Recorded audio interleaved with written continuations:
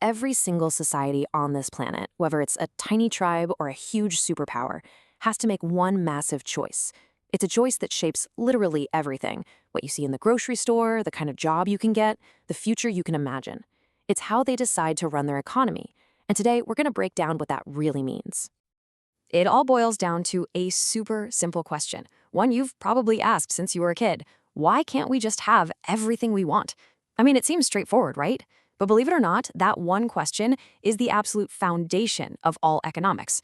The world is full of amazing stuff, so why can't we all just have a mansion and a private jet? Well, the answer is a single powerful word: scarcity. See, it's this fundamental problem where we, as humans, have endless wants, but we live in a world with limited resources. There's only so much land, so much oil, so many hours in a day. And because of that, because we can't have it all, we're forced to make choices. So this universal problem of scarcity means that every society, and I mean every society, has to answer four fundamental questions. There is no getting around them. Doesn't matter if you're in Tokyo or a remote village in the Andes, your community has a system to answer these four things. Okay, so here they are. First up, the what question. What are we actually going to make? Do we put our resources into building more smartphones and cars, or do we focus on things like hospitals and schools? Then there's how. How do we make this stuff? Do we use a ton of human labor, or do we invest in fancy, expensive robots? Third is for whom? Who gets to enjoy everything we've produced? Is it an equal share for everybody, or do the people who can afford to pay more get more? And finally, the big one for the future. How do we set ourselves up for growth? How much do we enjoy right now versus how much do we save and invest for tomorrow? So over time, societies have come up with two really different blueprints, kind of like two major operating systems for answering those questions. The first one is capitalism, and its main idea is pretty simple: just let the market figure it all out. The key thing to understand here is who owns the means of production. The factories, the farms, the machines, all the stuff that makes other stuff. In a capitalist system, it's all owned by private people and companies. And their number one goal? It's simple: to make a profit. That one single motive is the engine that drives every single decision. And what's really cool is how all these pieces fit together.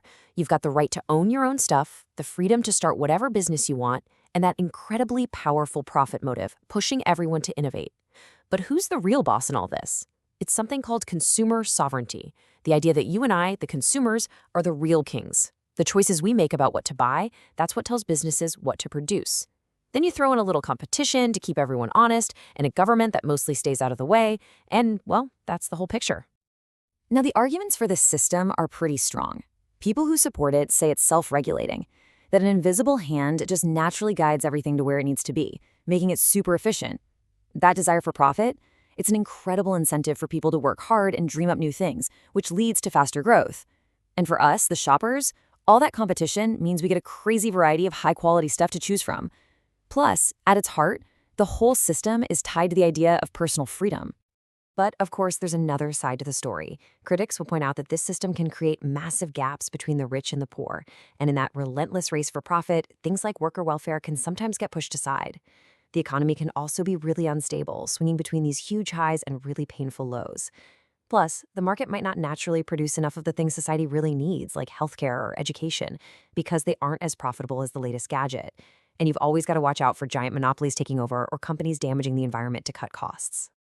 Okay, so now let's flip over to the other major blueprint, which gives a totally different answer to those four big questions. This is socialism, and its core idea is the opposite: let the state, representing the community, make the big decisions. Right away, you see the difference. Here, the factories and resources are owned collectively by everyone through the state. And the goal is completely turned on its head.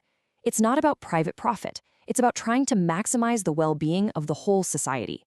That's why you'll often hear it called a command economy, because a central authority is in command, planning everything from the top down. And the features are basically a mirror image of capitalism. Instead of private property, you have collective ownership. Instead of a free market, you have a central planning committee deciding what to make and who gets it. The main objective is a more equal slice of the pie for everyone. But, and this is a big but, there's a trade-off. Consumer choice is often pretty limited to whatever the plan says to produce. And with no competition, there's no rival company trying to make a better or cheaper version. The potential upsides here really focus on fairness and stability. The goal is to create more economic and social equality, providing a really strong social safety net, things like guaranteed jobs and healthcare. Because it's all planned out, it can avoid those wild boom and bust cycles you see in capitalism. Resources get put toward what the community needs, not just what's profitable. And in theory, this prevents workers from being exploited. But the drawbacks can be huge. Trying to centrally plan an entire economy is incredibly complicated, and it can lead to massive inefficiencies and red tape. Without the chance to get rich, what's the big motivation to work harder or invent something new? But maybe the biggest problem is with prices. They're administered, they're just set by the government. So if the state says bread costs $1, you have no idea if it really costs $2 to make or if it costs 10 cents. It becomes almost impossible to know the true value of anything. Okay, so we've looked at these two pure kind of textbook models, capitalism on one side, socialism on the other. But what does it actually look like in the real world today? And here is the big secret. For all the shouting we hear about capitalism versus socialism, the truth is it's mostly a fight about ideas. Because in the real world, you basically can't find a country that is 100% one or the other. Just about every single economy out there is actually a mix of both. Which brings us to what's really the most common system on Earth, the mixed economy. And the goal is pretty smart. Try to get the best of both worlds. Let's use the power and energy of the free market to create wealth and new ideas. But let's also use the government to step in when the market fails, to provide public services, to regulate things, and to create a safety net for people who need it. So really, you should think about it like a spectrum. A country like the United States leans way over toward the market side, but it still has things like public schools and Social Security. And a country like China is heavily state-planned, but it also has this huge, buzzing private business sector. So the real question for countries today isn't which system, it's what is the right mix. And that leaves us with the ultimate question, the one that every single society is still wrestling with every single day. There's no easy answer, it's just a constant choice, a balancing act. So what do you think? What is the perfect balance between the awesome power of economic freedom and the deep need for social welfare? It's the biggest choice in the world.